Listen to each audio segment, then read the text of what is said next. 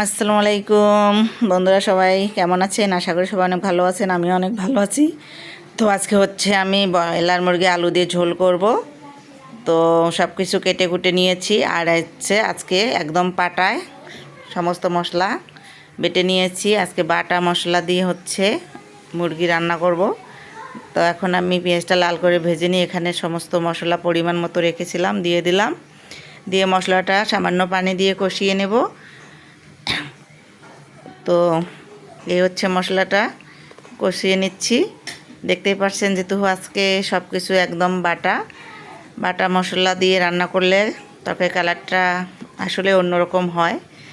একদম লাল টকটকে হয়ে গেছে, দেখেন কালারটা। এখন হচ্ছে মশলা কষিয়ে নেওয়া হয়ে গিয়েছে। আমি মুরগির মাংসগুলো দিয়ে দিচ্ছি একে একে। এই হলো ঠ্যাং দিয়ে দিলাম মুরগির। তো আমি আর আমার মেয়ে কিন্তু মুরগির ঠ্যাং পছন্দ করি, দুইজনে দুইটা খাই। আর এই হচ্ছে মশলা দিয়ে এখন মুরগি মাংসটা ভালো করে কষিয়ে নেব। কালারটা দেখতে পাচ্ছেন কত সুন্দর হয়েছে, বাটা মশলা বলে কথা। তো এখন কষিয়ে নেওয়া হয়ে গিয়েছে। এর মধ্যে আলু দিয়ে আরও একটু কষিয়ে নেব। তো দেখতেই পাচ্ছেন এখন হচ্ছে আলু দিয়ে আরও অল্প কিছু সময় কষিয়ে নিয়ে ঝোলের পানি দিয়ে দিলাম। তো এখন ঢাকা দিয়ে দিলাম।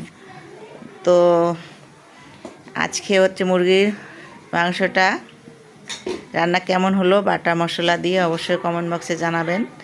তো আগে যখন বাড়িতে ছিলাম তখন হচ্ছে সবসময় এভাবে বাটা মশলা দিয়ে রান্না করতাম। এখন তো ঢাকায় এসে সব গুঁড়া গুঁড়া মশলা দিয়ে রান্না করে অভ্যস্ত। আজকে হচ্ছে আমি সবগুলোই মশলা বেটে নিয়েছি। আর তরকারিটার কালার দেখতে পাবেন কত সুন্দর।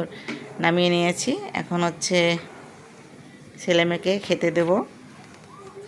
তো আমার ভিডিওগুলো যদি তোমাদের ভালো লেগে থাকে ছোট্ট শেয়ার করে সবাইকে দেখার সুযোগ করে দেবেন। আল্লাহ হাফেজ।